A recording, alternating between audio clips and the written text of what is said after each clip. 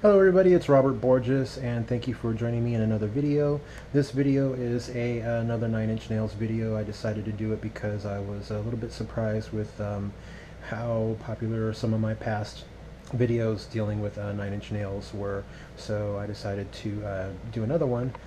This time I was going through old magazines. I collected magazines back in the 90s, and I was going through them and I found this one particular Spin magazine where Trent Reznor was voted the Artist of the Year, and I thought it was interesting, and I thought it might be an interesting video to do a blast back to the past, to see what Nine Inch Nails was doing at the time. This was in '96, and to see how maybe Trent's mind changed over time and things that he said about how things were back in the day. So I'm going to show parts of the magazine and I'm going to narrate over about what was said during the interview. I thought it was a little bit interesting.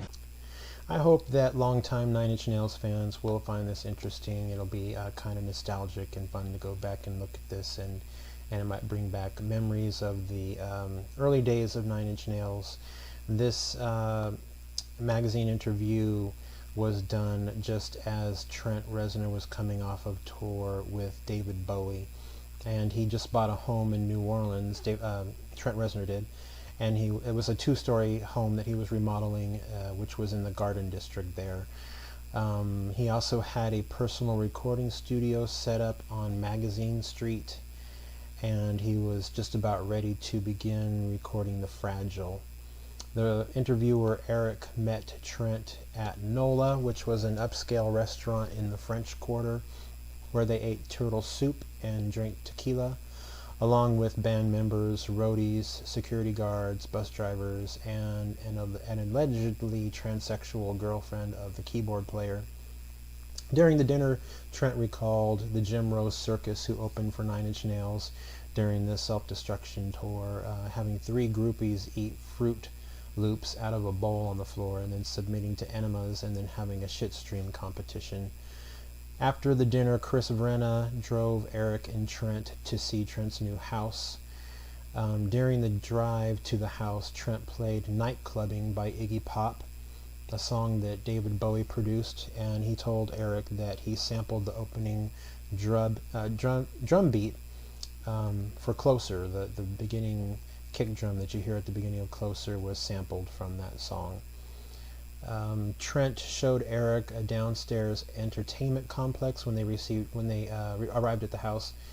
He showed Eric a downstairs entertainment complex which was being built as a gift from Interscope Records, his record label at the time.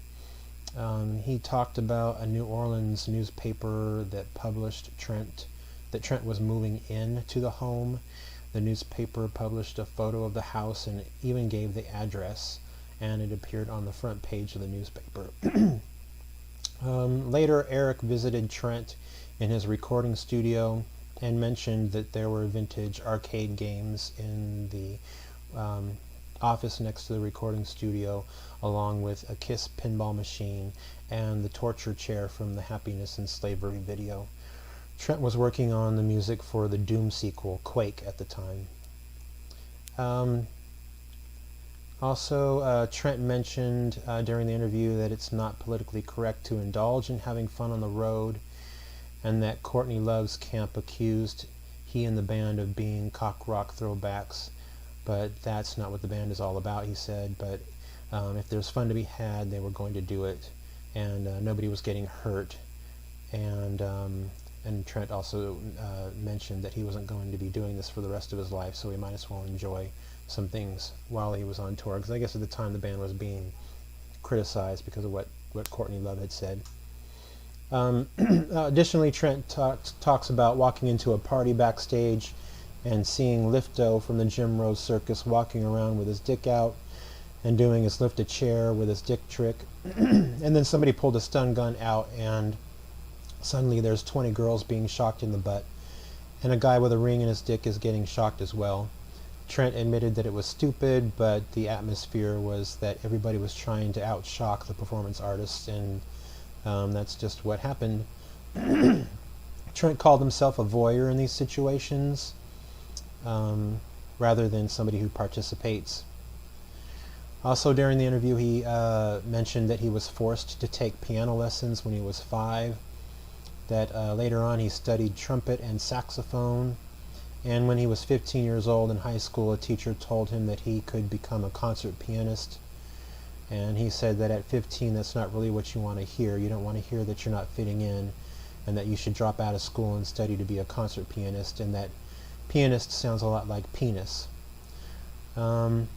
He also mentioned that he never lived with his dad since he was 5 years old, and that his dad had a music store, and Trent jammed in terrible garage bands in the back of the music store there as he was growing up. Trent also says that he only knows 2 chords on the guitar and took a few lessons with his dad and then quit. He also mentions that punk rock was not an influence because in Mercer, Pennsylvania, there was no alternative rock on the radio or at the record stores. Trent also mentions that a band called Option 30 was the first real rock band that he played in, and that they played Wang Chung covers. He says that the Wang Chung songs that they did covers of were better songs that the band put out previous to their Dance Hall Days record. Evidently the band put out records before then, and they were less commercially driven. And the band spelled their name differently, Huang, at the time rather than Wang. Trent said that he begged his parents for a cheap Moog synthesizer when he was in high school because at the time there was a big synth rock, or synthesizers started becoming popular in rock music with bands like the Cars, and that he learned how to play the synthesizer line in the Just What I Needed song by the Cars. He also said that the Human League's early work was an inspiration rather than the Sex Pistols. Trent also mentions that he dropped out of college in 1984 and lived with his dad in the woods. He played in cover bands for $300 a week and felt that his destiny was to be in lounge bands. Later on, he moved to Cleveland because a band he was in played there a lot, and that's where he met the Exotic Birds, and he became the keyboard player while Chris Vrenna was the drummer. And that's also when he met his manager at the time, John Malm Jr., which he later sued because of a contract dispute, and I think he was implying that John swindled him out of money, took advantage of Trent Reznor's drug addiction at the time and swindled him out of some money. But at the time he spoke very highly of John. He said that at the age of 23 he quit the Exotic Birds and got a job doing odds and ends at a studio. He was getting high a lot at the time and turning into something that he hates, and he decided to challenge himself by throwing himself into writing music. He had never written music before, but he wanted to challenge himself to do that because he wanted to be something better than what he had become. And at the time he said he was really into Skinny Puppy and Ministry, and that's when he wrote Down In It. He said that Skinny Puppy's Dig It was the inspiration for Down In It, and he's not ashamed to admit that. He wrote the lyrics for Pretty Hate Machine out of a journal that he kept, and he felt that he was confessing too much about himself personally in the lyrics. He said that people's impression of Pretty Hate Machine was that it was a character, that he wasn't really writing songs about himself personally, but he was, and that it wasn't a character that he was playing on the record. He said during the recording of Pretty Hate Machine, it was recorded within about a month in England. He only had a month in England to record it with John Fryer. He didn't get along with John, and while there he saw an ex-girlfriend at a club and couldn't stop thinking about her. And then before Trent was ready to come back to the States, John Malm Jr. told Trent that he saw Trent's girlfriend and that she was pregnant and getting married. And then when Trent got back to the States to top it all off, the record label told him that they didn't like Pretty Hate Machine, that they thought the records sucked. He also mentioned that early touring for Pretty Hate Machine was the best time of his life. He talked about how the cold, sterile electronics in the music meshed with the imperfect vocals and guitars and made an interesting juxtaposition. He talks about Richard Patrick being a friend at one time, and that he didn't realize that Richard was trying to get his own record deal, and he said he was going to work on the Downward Spiral with Richard Patrick, but Richard wanted to be recognized for writing songs and singing. And he said that Richard had called him while drunk and tried to date one of Trent's ex-girlfriends. That's after he got his record deal, so Trent didn't really think highly of Richard anymore after that. He also talks about during the Lollapalooza tour that Nine Inch Nails proved their entertainment factor and kind of entered into mall culture a little bit, but then Nine Inch Nails was dismissed because as a hip band because the cool hipsters, Little Sisters, were wearing Nine Inch Nails shirts, so they were dismissed as being they weren't considered cool anymore for a while after that. He also said that Henry Rollins decided to hate him, and that seeing Jane's Addiction tour for Nothing's Shocking kicked ass. He was freaked out to have other rock stars as peers. He became friends with Pantera, Tommy Lee, and Adrian Belew. And he talks about Tori Amos and about how Little Earthquakes was permanently in his car's CD changer. He lamented that he and Tori weren't close friends anymore. He said that other people put their fingers in the pie and they kind of messed up a friendship. Some malicious meddling on the part of Courtney Love, he said. He said that Broken was inspired by a terrible breakup with somebody that he lived with for half a year, and he didn't want to do another record for TVT, but TVT didn't want to sell, so Trent and Flood, who were working on Broken, they had to record the record under a different band name in order to prevent TVT from finding out and then confiscating the tapes, the recordings, and releasing it. He said that Interscope bought out the rights to release Nine Inch Nails and made Trent feel like they were truly interested in what he wanted. At first he thought it would be a nightmare, but I guess Interscope Records comforted him a bit afterwards, somehow, I don't know how. He said that the concept for the Downward Spiral was in his head before he wrote any of the songs. He said the original concepts for the songs were events in his life, like his mom and dad getting married because she was pregnant, and at one time he experienced a euphoria while he was walking home from piano lessons at 10 or 12 years old. Experiences like that were what inspired the songs for the Downward Spiral. He also talked about Big Man with a Gun and said that he was making fun of the overtop misogyny in gangster rap, and that he also had second thoughts about putting the song on the album. He said that Nine Inch Nails deals with Trent's addictive personality, and that it's not just all shock and carnage, that there's more to Nine Inch Nails than that. There's more to Nine Inch Nails than looking at a car wreck on the interstate in hopes of seeing blood, but there is an element to that in Nine Inch Nails imagery that Trent surrounds himself with. He said he still watches Cops because of that sort of thing. He said it fascinates him.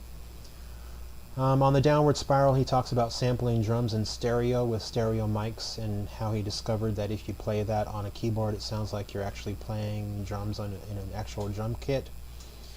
He said that there's no actual real drummer on the songs Eraser and March of the Pigs, even though it sounds like it.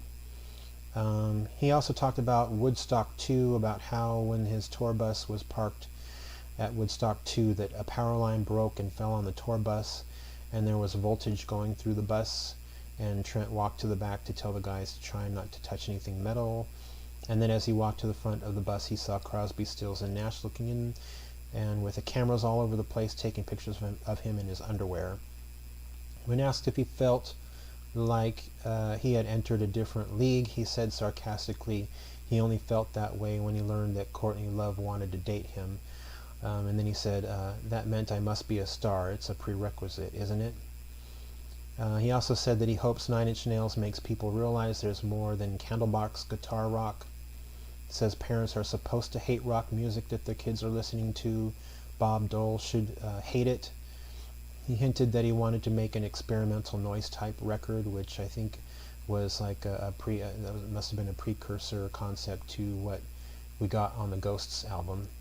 So he was thinking about making an album like Ghosts back then. He also talks about the Closer video being an homage to favorite artists like Joel Peter Witkin, the brothers Quay, and Man Ray. And he was happy MTV didn't like the video. He said MTV told him that it seems satanic and evil. He said the video Mark Romanek directed for Michael Jackson was a piece of shit. He says Aphex Twin is a genius, and that Selected Ambient Works Volume 2 is a masterpiece, and a better Brian Eno record than anything Brian Eno actually ever did. He said about politics that they were uninteresting to him, and he believed that nothing can really change. It doesn't matter who the president is, and nothing ever gets resolved. We saw that he changed his mind after With Teeth came out. He started becoming interested in politics then, and that sort of thing. But at the time, he said that in this interview that he didn't care about them at all. And then at the end of the interview, he promised to always stay a mess.